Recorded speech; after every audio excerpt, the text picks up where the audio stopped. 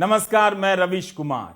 अब भारत सरकार डराने धमकाने के मामले में भी दुनिया में नाम कमा रही है।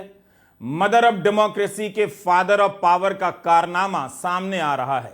हम समझते हैं कि व्हाट्सएप अंकिल लोग खुशी से हाउसिंग सोसाइटी के गेट पर लौट गए होंगे कि भारत का बड़ा नाम हो गया, भारत ने ट्विटर को धमका दिया है।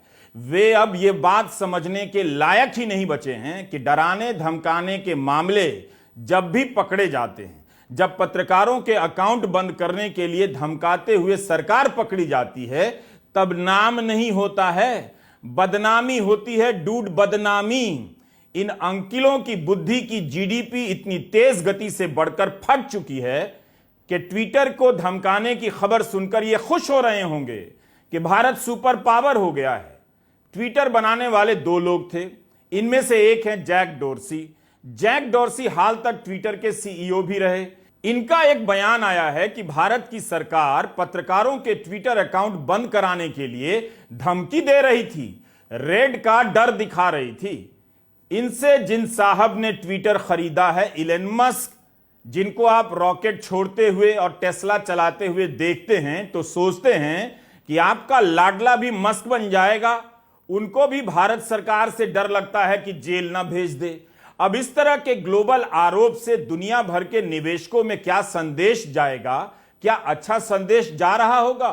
ट्विटर के पूर्व सीईओ ने तो यहां तक कह दिया कि यह भारत है, एक लोकतांत्रिक देश है। ये आप देख रहे हैं रवीश कुमार ऑफिशियल। सब्सक्राइब कीजिए और ज्वाइन भी कीजिए, लेकिन सबसे पहले यह वीडियो पूरा देखिए।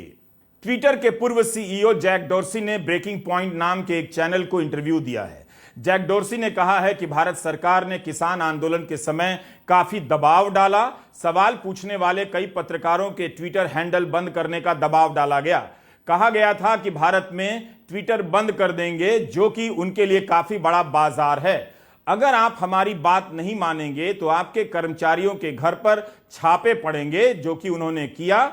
आपके दफ्तर बंद कर देंगे। जैक डोर्सी ने हैरान होते हुए कहा कि यह भारत है, एक लोकतांत्रिक देश। जिस भारत के लोकतंत्र पर दुनिया को नाज था, आज उस भारत के लोकतंत्र पर इस तरह से सवाल उठने लगे हैं। मदर ऑफ डेमोक्रेसी के फादर ऑफ पावर को यह समझना चाहिए कि मुट्ठी में बंद कर लेने से सत्ता मिट्टी की तरह चिपक नहीं जाती है, बल्कि रेत की तरफ फिसल जाती है। प्रेस से लेकर पत्रकारों को इतना डराने धमकाने और भारत की पत्रकारिता को गोबर और गोदी मीडिया में बदल देने के बाद मिला क्या? दुनिया के सामने पोल खुलने लगी है। जैक डोर्सी भी हैरानी जता रहे हैं कि क्या यह भारत है और एक लोकतांत्रिक देश है ये? सरकार ने तुरंत ही खंडन कर दिया, क्योंकि यह खबर आपके जागने से पहले दुनिया भर में आग की तरफ फैल गई थी। इस खंडन की भी जानकारी हम आगे के वीडियो में देंगे, लेकिन पहले आप बताइए, भारत में पत्रकारों को खबर लिखने से रोका जाता है, डराया जाता है, मुकदमों में फंसाया जाता है, नौकरी से निकलवाया जाता है। क्या यह सत्य सरकार के खंडन से बदल जाएगा? क्या आपको पता नहीं कि मीडिया में 2014 के बाद से क्या हुआ है? जब ट्विटर को धमकी मिल रही है कि किसी पत्रकार का अकाउंट बंद करो, वरना भारत में जो दफ्तर है बंद करवा देंगे, कर्मचारियों के यहां छापे डलवा देंगे, तो सोचिए कि सवाल करने वाले दो चार ही तो पत्रकार हैं इतने बड़े देश में। वो अपना काम कितनी मुश्किल से करते होंगे। इसलिए जैक डोर्सी के बयान पर सरकारी खंडन पढ़कर आप क्या करेंगे? क्या आपको पता नहीं है कि चंद रोज पहले अमेठी के गरीब पत्रकार के साथ मोदी सरकार की काबीना मंत्री स्मृति ईरानी ने क्या किया? उसकी नौकरी ले ली। क्या मंत्री अब पत्रकारों की नौकरी लेंगी? उसे बेरोजगार कर देंगे? तो आप कहेंगे कि भारत में भारत का नाम हो गया। मुमकिन है बहुत से लोगों ने स्मृति ईरानी का वायरल वीडियो ना देखा हो, जिसमें वे विधानसभा के अपमान के नाम पर एक पत्रकार को धमका रही थी कि मालिक से बात करेंगी। विधानसभा का अपमान, एक नया अपमान वाला आइटम लॉन्च कर दिया और मंत्री जी ने कहा कि अगर आप मेरे क्षेत्र का अपमान करेंगे तो मैं आपके मालिकान को फोन करके कहूंगी, आइंदा मेरे क्षेत्र की जनता का अपमान मत करिए। बहुत प्यार से निवेदन कर रही हूं। चंद घंटे के भीतर भास्कर का स्मृति ईरानी को टैग करते हुए ट्वीट आ गया कि कैमरामैन विपिन यादव उनके यहां काम ही नहीं करता है। स्मृति ईरानी ने भी ट्वीट कर दिया कि हे दिव्य प्राणी, ये तो दिव्यता की पराकाष्ठा है, रिपोर्टर ही फेक निकला। और यही नहीं, न्यूज लॉन्ड्री ने बिपिन यादव की कई रिपोर्ट का लिंक भी अपनी वेबसाइट पर डाल दिया है, जिससे पता चलता है कि बिपिन यादव भास्कर के लिए काम कर रहे थे। बिपिन यादव का काम छिन गया, जबकि बिपिन ने ऐसा कुछ भी सवाल नहीं किया, बस यही कहा कि बाइट दे दीजिए। उसके घर का चूल्हा बुझा दिया गया। अहंकार के इस सार्वजनिक प्रदर्शन के बाद भी किसी अंकिल ने हाउसिंग सोसाइटी के व्हाट्सएप ग्रुप में नहीं लिखा होगा कि यह गलत हुआ है, क्योंकि ये अंकिल लोग केवल धर्म के नाम पर राजनीति करते हैं, और धर्म की राजनीति कुछ और नहीं होती, अधर्म की फैक्ट्री होती है, जहां हर तरह का अधर्म धर्म बताया जाता है। सरकारी खंडन भी बताएंगे, लेकिन पहले आप 28 जनवरी 2021 के टाइम्स ऑफ इंडिया की एक खबर पर नजर डालिए। दरअसल खंडन करने वाले मंत्री जी को पता है कि कोई संपादक इतनी मेहनत ही नहीं करेगा, उनके खंडन को ही हेडलाइन में जस का तस छाप देगा। इस दौर में सरकार के खंडन भाग्यशाली से भी ज्यादा सौभाग्यशाली हो चुके हैं। बेचारे तथ्य तो मुंडन कराकर घूम रहे हैं कि कोई कहीं लिख दे और बोल दे। 28 जनवरी 2021 की इस खबर में क्या यह नहीं लिखा है कि ट्विटर ने ही कहा था कि 26 जनवरी को किसान आंदोलन के मार्च के दौरान जो हिंसा हुई, उसके अगले दिन 300 अकाउंट को सस्पेंड कर दिया गया। ट्विटर ने कारण बताया कि प्लेटफॉर्म मैनिपुलेशन और स्पैम पॉलिसी का उल्लंघन हुआ। उसी समय ट्विटर ने संयुक्त किसान मोर्चा का आधिकारिक हैंडल किसान एकता मोर्चा, ट्रैक्टर टू ट्विटर, कारवां पत्रिका, एक्टिविस्ट मोहम्मद आसिफ खान और हंसराज मीणा, सीपीएम नेता मोहम्मद सलीम, सीपीएम पुदुचेरी और आपकी नेता प्रीति शर्मा मेनन के हैंडल को सस्पेंड कर दिया था। जब ट्विटर की कार्यवाही की निंदा होने लगी तो अगले दिन कारवां और किसान एकता मोर्चा के हैंडल चालू कर दिए गए। जनता समझ गई थी कि इन्हें किसके कहने पर और किस लिए सस्पेंड किया गया होगा। ट्विटर ने इसमें वो अकाउंट्स पहले हटाए और फिर शाम तक फरवरी 1 को रिस्टोर कर दिए, क्योंकि उन्होंने ये देखा कि वो जो डायरेक्शन, वो जो आदेश दिया गया था वो गैर कानूनी था। वो किसी स्पष्ट तरीके से ये नहीं बता रहा था कि अकाउंट्स क्यों हटाए जा रहे हैं, वो बस एक लिस्ट दे रहा था। और ये आदेश गोपनीय था, ये किसी तरीके से पब्लिक में ट्रांसपेरेंटली डिस्क्लोज नहीं किया गया था। तो हमें यह भी नहीं पता कि ये अकाउंट क्यों बंद किए गए थे। इनमें कोई कानूनी प्रक्रियाएं जो भी होती हैं, जिसके अंदर सुनवाई का अवसर दिया जाता है, जिसका अकाउंट है वो ये बता पाए कि आप मुझे बताइए मैं क्या गैर कानूनी कर रहा हूं, जैसे मैं अपना पक्ष रख पाऊं, वो सारी तकनीकी प्रोटेक्शंस जो होती हैं, ड्यू प्रोसेस जो होता है, वो भी नहीं फॉलो किया गया था। तो इसके बाद हमने ये देखा कि ट्विटर और भारतीय सरकार के बीच में काफी एक घमासान जैसा बनने लग गया धीरे धीरे, जिसमें ट्विटर सिर्फ ये बोल रही थी कि भारत सरकार को कानून और जो हमारी संवैधानिक प्रोटेक्शंस हैं, फंडामेंटल राइट्स हैं, आर्टिकल 19(1) उसका पालन करना चाहिए। इस पे मेरी जो संस्था है इंटरनेट फ्रीडम फाउंडेशन, उसने ministry of electronics and IT को एक पत्र भी लिखा था, जिसमें हमने ये बोला था कि अगर आप कोई ऐसा आदेश दे रहे हैं, आपको वो सही तरीके से पब्लिक को ट्रांसपेरेंटली डिस्क्लोज करना चाहिए कि क्यों आप 250 अकाउंट बंद कर रहे हैं, जिनमें किसान एकता मंच का भी अकाउंट है। तो ministry of electronics and IT ने अप्रैल में हमें बताया कि हम सब कुछ सर्वोच्च न्यायालय के जो आदेश हैं, जैसे श्रेया सिंगल केस में या अनुराधा भसीन केस में, उसमें कंप्लाई कर रहे हैं। पर यह बिल्कुल गलत बात है, क्योंकि उन केसों में सर्वोच्च न्यायालय ने यह बोला है कि कोई भी रिस्ट्रिक्शन जो होती है हमारी संवैधानिक अधिकार और freedom of speech and expression, उससे दो लोग इंपैक्ट होते हैं। सबसे पहले जो लिखता है, जो बनाता है वो अकाउंट, और दूसरा जो वो इंफॉर्मेशन रिसीव करता है। इसके लिए public disclosure is required for all of these directions, जो भारत सरकार सेक्शन 69A के अंडर इशू करती है, जो इंफॉर्मेशन टेक्नोलॉजी एक्ट का है। इस खबर को आप ट्विटर के पूर्व सीईओ जैक डॉर्सी के बयान से मिला लीजिए, जवाब मिल जाएगा। जैक डॉर्सी ने कहा है कि भारत सरकार की तरफ से दबाव डाला जा रहा था कि किसान आंदोलन के दौरान कुछ ट्विटर खाते सस्पेंड कर दिए जाएं, वरना ट्विटर के कर्मचारियों के घर पर छापे पड़ेंगे और भारत में उनका दफ्तर बंद करवा दिया जाएगा। 2021 के ही फरवरी महीने में न्यूयॉर्क टाइम्स की यह खबर भी जैक डॉर्सी के बयानों की पुष्टि करती है। कि भारत सरकार ने मांग की थी कि किसान आंदोलन के समय सरकार के बर्ताव को लेकर आलोचना करने वाले अकाउंट बंद कर दिए जाएं। ट्विटर ने ऐसा नहीं किया, लेकिन जब भारत में काम करने वाले कर्मचारियों को जेल में डाल देने की धमकी दी गई, तब ट्विटर ने ऑर्डर मान लिया। सरकार ने कहा कि जिन अकाउंट से नरेंद्र मोदी के बारे में भड़काऊ बातें लिखी गई हैं, उन्हें बंद करना पड़ेगा। ट्विटर के मना करने पर अवमानना का नोटिस थमा दिया गया, जिससे कर्मचारियों पर 7 साल की जेल का खतरा मंडराने लगा। इसलिए हमने, ट्विटर लिख रहा है, कि 500 अकाउंट बंद कर दिए और अन्य को छिपा दिया। प्रधानमंत्री नरेंद्र मोदी के खिलाफ कौन सी भड़काऊ बातें थीं, सरकार को बताना चाहिए, ताकि जनता की नजर में यह बात साफ हो कि कहीं भड़काऊ बातों के नाम पर सामान्य और जरूरी आलोचनाओं के मुंह तो बंद नहीं किए जा रहे थे। क्यों सरकार किसान आंदोलन के समय उन ट्विटर अकाउंट को बंद करवाना चाहती थी जिस पर उसकी आलोचना हो रही थी? आप सोचिए कि किसानों की बात दुनिया तक ना पहुंचे, इसे रोकने के लिए किस किस को डराया धमकाया गया होगा। किसान आंदोलन की कुछ घटनाओं को ही याद कर लीजिए, फिर आपके सामने जैक डॉर्सी के बयान की सही तस्वीर अपने आप उभर कर आ जाएगी। आपको याद होगा, उस वक्त गोदी मीडिया उस समय किसानों को आतंकवादी कह रहा था। किसानों के साथ पुलिस क्या कर रही थी आपने देखा होगा। बैरिकेड के पीछे कीलें ठोक दी गईं, कांटों के तार बिछा दिए गए। किसानों पर किस किस तरह के जुल्म नहीं हुए। 1 साल के प्रदर्शन के दौरान किसान संगठनों के अनुसार 700 से अधिक किसानों की मौत हो गई। इन्हीं सब बातों की प्रतिक्रिया को दबाने के लिए ट्विटर के खाते बंद करने की धमकियां दी जा रही होंगी।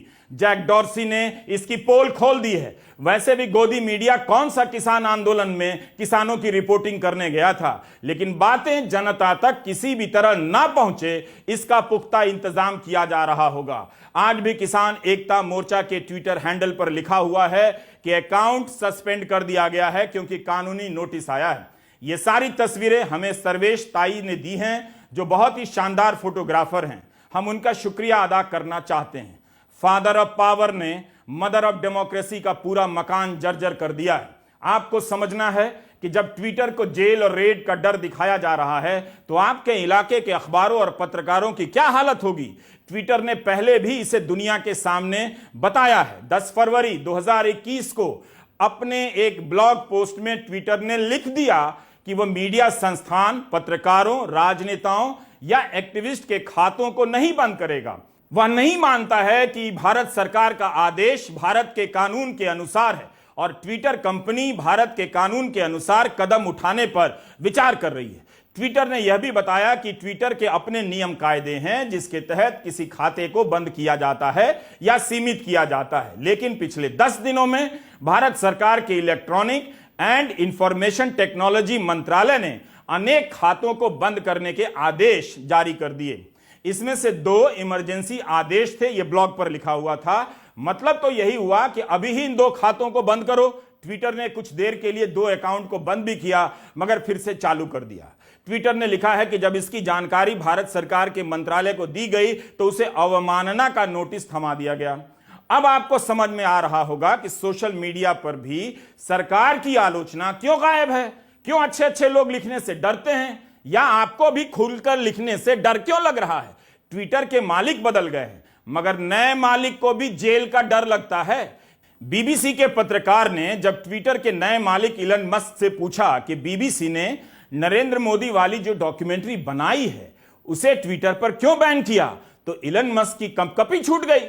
पहले तो पल्ला झाड़ा कि हमें इस केस के बारे में पता नहीं, फिर कहा कि भारत में सोशल मीडिया का कानून बहुत सख्त है। अगर अपने लोगों को जेल भेजने और कानून का पालन करने में से किसी एक को चुनना हो तो मैं कानून को चुनूंगा। टेस्ला कार बनाने वाले, अपनी प्राइवेट स्पेस एजेंसी चलाने वाले मस्क की संपत्ति 19 लाख करोड़ की बताई जाती है, करीब भारतीय रुपए में। भारत के कई राज्यों की कुल जीडीपी इसमें समा जाए। अब आप बताइए, डर और धमकी के माहौल में क्या कोई कंपनी भारत में विकास कर सकती है? इससे तो यहां के युवाओं का ही चांस खत्म हो गया। यह कंपनी अपना विस्तार करती तो भारत के युवाओं को नौकरी मिलती और उनके डैडी मोहल्ले में सीना चौड़ा करके घूमते।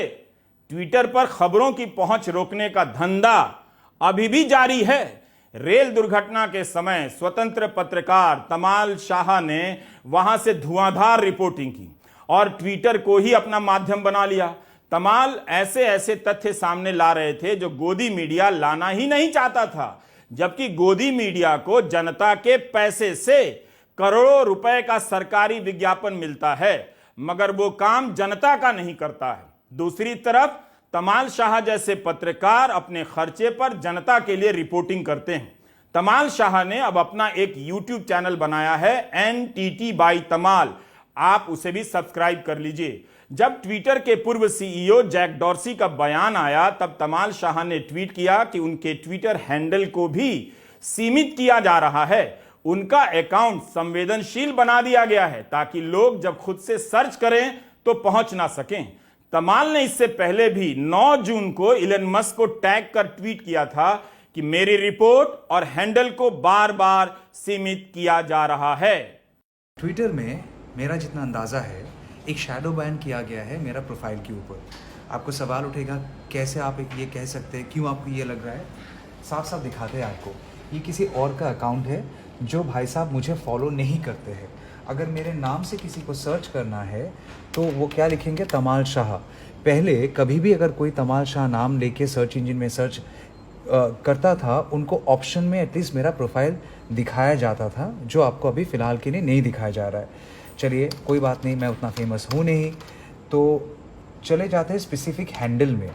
ये है मेरा हैंडल तमाल 0401। पूरा हैंडल सही तरीके से लिखने के बावजूद आपको मेरा नाम सजेशन में नहीं दिखेगा, मेरा तस्वीर नहीं दिखेगा। इसके बाद चलिए मैं इसी नाम से सर्च में डाल दिया।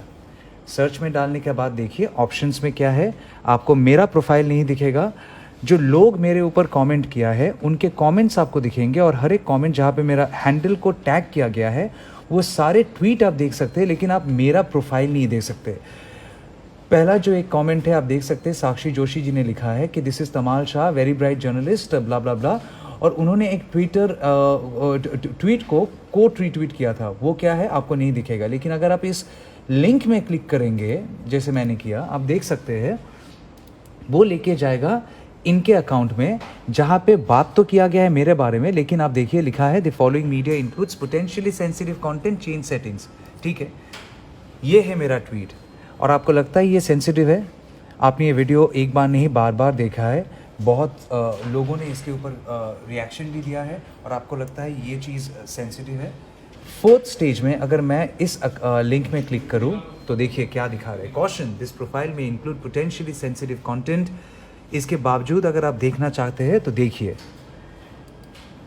ये है मेरा प्रोफाइल, और प्लीज़ आप मुझे बताइए कहाँ पे मेरा अकाउंट सेंसिटिव है। पिछले 10 दिनों से अगर रिलेंटलेसली हम लोग कवर कर रहे हैं बालासोर ट्रेन ट्रेजेडी को, तो लोगों का दुख दिखाना क्राइम है, गलत है, उसको सेंसिटिव टैग किया जाएगा। आप अगर कोई भी चीज़ ट्रेन एक्सीडेंट पे टिप्पणी करे तो उसको सेंसिटिव कहा जाएगा। अब देखिए मेरे ही ट्वीट में मेरा ट्वीट आपको नहीं दिखेगा, दिखा रहा है कि following media includes potentially sensitive content, और मैं क्लिक करके दिखा रहा हूँ इस पिक्चर को सेंसिटिव कहा गया है। ये है रविंद्र साहू, एक बुरा बाप जो अपना बेटा खो बैठा है, उनसे मिलके इंटरव्यू लेना और ये तस्वीर को सेंसिटिव कहना, कहा कि इंटेलिजेंस की सबूत है, ये सवाल ट्विटर के सामने है। ऐसे अनेक प्रसंग आपको मिल जाएंगे। ट्विटर की वेबसाइट पर मौजूद ट्रांसपेरेंसी रिपोर्ट के अनुसार जुलाई से दिसंबर 2021 के बीच भारत चोटी के उन 5 देशों में था जो ट्विटर से कंटेंट हटाने की मांग करने वाले थे। 3 साल तक भारत 5वें नंबर पर रहा, अब 4थे नंबर पर आ गया है। यानी अकाउंट को बंद कराने, सीमित करने का गुप्त खेल अब भी जारी है और पहले से तेज हो गया है। यही नहीं, जुलाई दिसंबर 2021 के बीच भारत ने ब्लू टिक प्राप्त पत्रकारों और न्यूज संस्थानों द्वारा पोस्ट किए गए कंटेंट को हटाने की दुनिया भर में सबसे ज्यादा मांग की। इलन मस्क के बाद ट्विटर इंडिया के कई कर्मचारी निकाल दिए गए। अगर यह डर भय का माहौल ना होता तो क्या पता नए नए लोग रखे जाते और युवाओं को मौका मिलता, मगर युवाओं को औरंगजेब का एक्सपर्ट बनाया जा रहा है ताकि दिन रात वे एंटी मुस्लिम पॉलिटिक्स करते रहें। जुलाई 2022 में ट्विटर ने सरकार के आदेशों से तंग आकर कोर्ट जाने का फैसला कर लिया। इसके पहले जब पुलिस की छानबीन हुई तब ट्विटर ने कहा कि जरूर वह भारत में अपने कर्मचारियों की सुरक्षा को लेकर चिंतित है, लेकिन तब ट्विटर ने कानून का रास्ता नहीं अपनाया। जुलाई 2022 में कर्नाटका हाई कोर्ट में याचिका दायर कर दी गई। यह पहला मौका था जब ट्विटर ने कानूनी तरीके से सरकार से लड़ने का इरादा किया। लेकिन मस्क के आते आते ट्विटर की क्या हालत है, इसका भी अध्ययन किया जा रहा है। इसी साल 28 अप्रैल को द वायर में एक रिपोर्ट छपती है। इस रिपोर्ट में इस बात का अध्ययन है कि इलन मस्क के आने के बाद ट्विटर पर लिखना बोलना पहले से कितना आजाद और उन्मुक्त हुआ है, क्योंकि उन्होंने कहा कि फ्री स्पीच की क्रांति आने वाली है। द वायर ने अपने इस अध्ययन में लिखा है कि मस्क के आने के बाद ट्विटर पहले से ज्यादा डरपोक हो गया है। भारत के साथ साथ अन्य देशों की सरकारों के आदेश पर लोगों के ट्विटर अकाउंट हटाने या सीमित करने के मामले बढ़ने लगे हैं। रेस्ट ऑफ वर्ल्ड नाम की एक संस्था ने ट्विटर के डेटा का विश्लेषण किया है। इसके अनुसार अक्टूबर 2022 से अप्रैल 2023 के बीच ट्विटर को सरकार और कोर्ट से 971 ऑर्डर भेजे गए। इनमें से पोस्ट हटवाने से लेकर गुमनाम अकाउंट के मालिकों की डिटेल निकालने तक की मांग की गई। वायर ने लिखा है कि रेस्ट ऑफ वर्ल्ड की रिपोर्ट के मुताबिक सबसे चिंताजनक बात यह है कि ट्विटर की रिपोर्ट में एक भी ऐसा केस नहीं दिखता जहां ट्विटर ने ऐसे ऑर्डर को मानने से इनकार कर दिया हो, जैसा कि मस्क के आने के पहले कई बार देखा गया था। मस्क के आने से 1 साल पहले के अंतराल में ट्विटर ने ऐसी 8 अपीलों को खारिज किया। ट्विटर और अन्य सोशल मीडिया पर सरकार के नियंत्रण को करीब से अध्ययन करने वाले अपार गुप्ता जानते हैं कि जैक डोर्सी ने वो कह दिया है जो सब जानते हैं। मई के महीने में ट्विटर ने एक ट्वीट था, जो एक प्रवक्ता है भारतीय जनता पार्टी संबित पात्रा, उस पर मैनिपुलेटेड मीडिया लिख दिया, क्योंकि वो सही बात नहीं बोल रहे थे। तो ये कंटेंट मॉडरेशन पॉलिसीज होती हैं प्लेटफॉर्म की, कि अगर कोई व्यक्ति जिसकी बहुत ज्यादा फॉलोइंग है या उसको बहुत सारे लोग फॉलो करते हैं, तो अगर वो गलत बात बोल रहा है तो दूसरों को पता लग जाए कि एक लेबल के थ्रू कि वो मैनिपुलेटेड है या वो गलत है बाइट्स है। तो उसके अंदर कुछ टूल किट की बात थी और कुछ एलिगेशंस थी कांग्रेस पार्टी के ऊपर।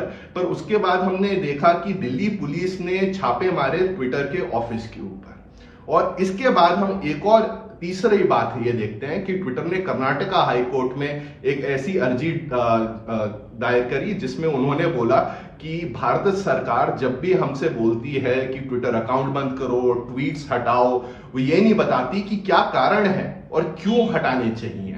और ये भी देखा जाए, अगर पूरा अकाउंट ही हटा दो तो एक व्यक्ति की पूरी फॉलोइंग चली जाती है और वो ये भी नहीं बता पाते कि ये क्यों अकाउंट हटाया जा रहा है उस व्यक्ति को जिसका एक्चुअली अकाउंट है। तो ट्विटर ने ये अर्जियां कर्नाटका हाई कोर्ट के आगे रखी।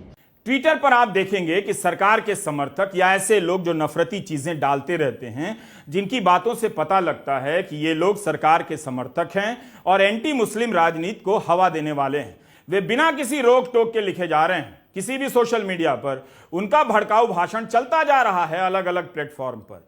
बेशक जांच एजेंसी के लिए जरूरी होता है कि वह कुछ खातों तक पहुंचे, पता लगाए, मगर इसके नाम पर पत्रकारों के अकाउंट, किसान आंदोलन के नेताओं के अकाउंट बंद करने का काम हो रहा है। पिछले कुछ सालों में सरकार और ट्विटर के बीच तकरार की कई घटना सामने आ गई है। उन सब को याद कर लीजिए तो जैक डोर्सी का बयान आपको साफ साफ समझ में आ जाएगा। मई 2021 में दिल्ली पुलिस स्पेशल सेल की एक टीम नोटिस लेकर दफ्तर पहुंच गई ट्विटर के। उसके कुछ दिन पहले ट्विटर ने भाजपा नेताओं के कुछ ट्वीट को चिन्हित किया और लिख दिया कि इनमें मैनिपुलेटेड मीडिया है, मतलब फर्जी बातें। उन ट्वीट्स में दावा किया जा रहा था कि कांग्रेस पार्टी, प्रधानमंत्री और सरकार की छवि को धूमिल करने का षड्यंत्र रच रही है। मई 2021 में नए आईटी कानून आने के बाद ट्विटर इंडिया के एक प्रमुख अधिकारी ने इस्तीफा दे दिया। अगस्त 2021 में ट्विटर ने अपने इंडिया के प्रमुख को वापस अमेरिका बुला लिया। मनीष माहेश्वरी 2019 में ट्विटर के प्रमुख बनाए गए थे। मीडिया में छपी खबरों के अनुसार इन्हें भी सरकार के साथ ट्विटर के बढ़ते तनाव के कारण अपने पद से हटाया गया।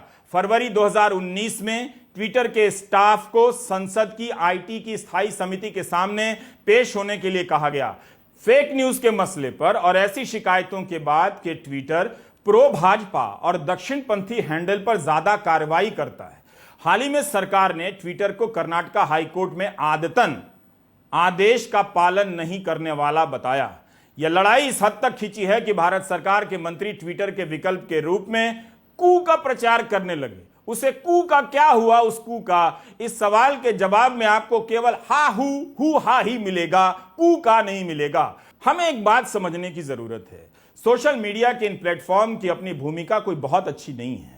इन्होंने दुनिया भर में जो घपले किए हैं, इन पर भी लोकतंत्र को कुचलने का आरोप लगा है। ट्विटर फाइल से संबंधित सारी रिपोर्ट आप पढ़ सकते हैं, लेकिन हमें यह भी देखना होगा कि जब सरकार लोकतंत्र को कुचलने के लिए इन पर दबाव डालती है, तब उसे पता होता है कि ये प्लेटफॉर्म इस तरह के खेल में शामिल हैं। मस्क ने जब ट्विटर खरीदा तो ट्विटर फाइल्स के नाम से ट्विटर की पुरानी करतूतों का कच्चा चिट्ठा सामने आया। तब जैक डॉर्सी ने अपनी सफाई में कहा था कि जो एल्गोरिदम होता है वो सबके लिए समान होता है, मगर हमें देखना यह चाहिए कि सरकारें ऐसी कंपनियों पर दबाव बढ़ाती जा रही हैं। इसलिए किसी एक कंपनी को लेकर नहीं, बल्कि सभी प्लेटफॉर्म को लेकर एक नीति और नियम बनाने की जरूरत है, ताकि सभी सरकारों के दबाव का सामना कर सकें। इस मामले में केवल मेरी गलती है, क्योंकि मैंने इस पर जोर देना बंद कर दिया। मैंने उम्मीद भी छोड़ दी कि कोई कंपनी इस तरह की हैसियत हासिल कर पाएगी। डॉर्सी का इशारा सरकारों के दबाव से लड़ने की क्षमता को लेकर था। हमारी आपकी चिंता यह होनी चाहिए कि सभी मिलकर इस तरह के प्लेटफॉर्म पर दबाव बनाए रखें, ताकि हर किसी को अपनी बात कहने के लिए स्वतंत्र जगह मिले।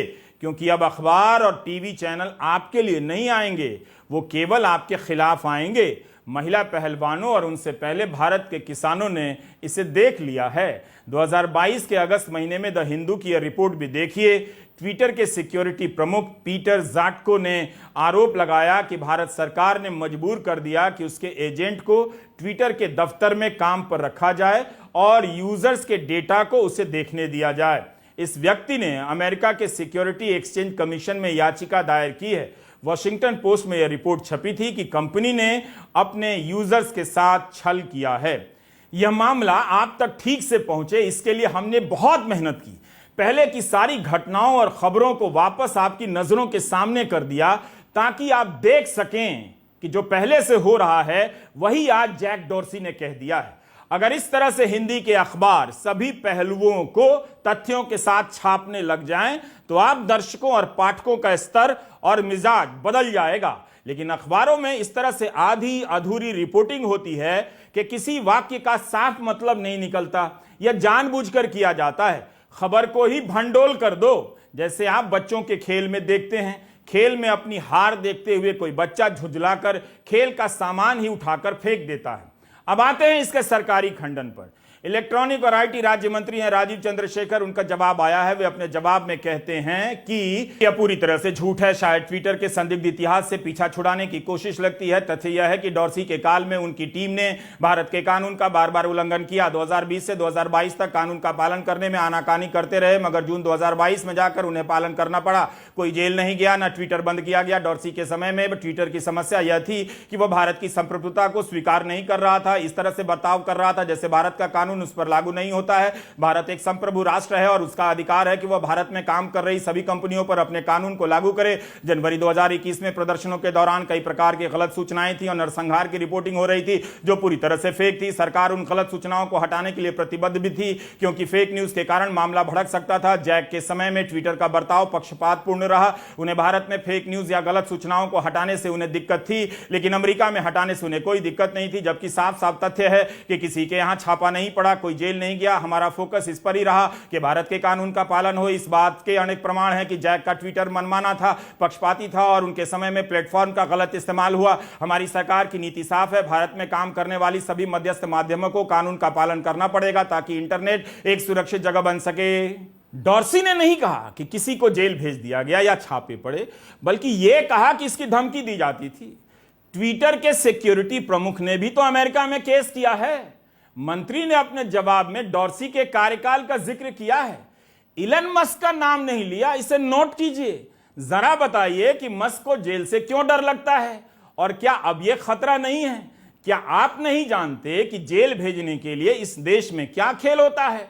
मंत्री जी ने कहा कि ट्विटर बंद नहीं किया गया, लेकिन क्या यह आज भी सही नहीं है कि सरकार की आलोचना करने वाले या उसके दावों की पोल खोलने वाले खातों के साथ क्या होता है? क्या अपने आप हो जाता है? काश मंत्री इलन मस्क को भी टारगेट कर देते, उन्हीं से सबूत मांग लेते। सरकार ने जवाब ही मांगा है, प्रमाण ही मांग लेते डॉर्सी से, नहीं मांगा। प्रमाण क्यों नहीं मांगा? मामला बड़ा हो गया, इसलिए मोदी सरकार के कई मंत्री भी जवाब में ट्वीट करने लगे हैं। सूचना प्रसारण मंत्री अनुराग ठाकुर ने कहा है कि जो कहा है वो सफेद झूठ है। वर्षों की नींद के बाद जागे जैक डॉर्सी अपने काले कारनामों पर पर्दा डालना चाहते हैं। रविशंकर प्रसाद का भी बयान आ गया है। पता चल रहा है कि भारत की ग्लोबल छवि, जो एक लोकतांत्रिक देश की छवि है, वो दांव पर लगी है। उसकी साख पर सवाल उठ रहे हैं। राजद के मनोज झा ने कहा कि जो जैक डॉर्सी ने कहा है, हर हिंदुस्तानी उस बात को जानता है। सरकार के जिन मंत्रियों को डॉर्सी को भला बुरा कहने के लिए उतारा गया है, वो भी जानते हैं कि हकीकत क्या है। ट्विटर भी जेल और रेड की बात कर रहा है और विपक्ष भी जेल और रेड की बात करता है। शिवसेना, उद्धव ठाकरे, राष्ट्रीय जनता दल, आम आदमी पार्टी से लेकर कांग्रेस ने डॉर्सी के बयान के बाद सरकार के जवाब को चुनौती दी है। कांग्रेस सांसद मनीष तिवारी ने बयान दिया है कि 2014 के बाद से अभिव्यक्ति की स्वतंत्रता की जगह छोटी होती जा रही है।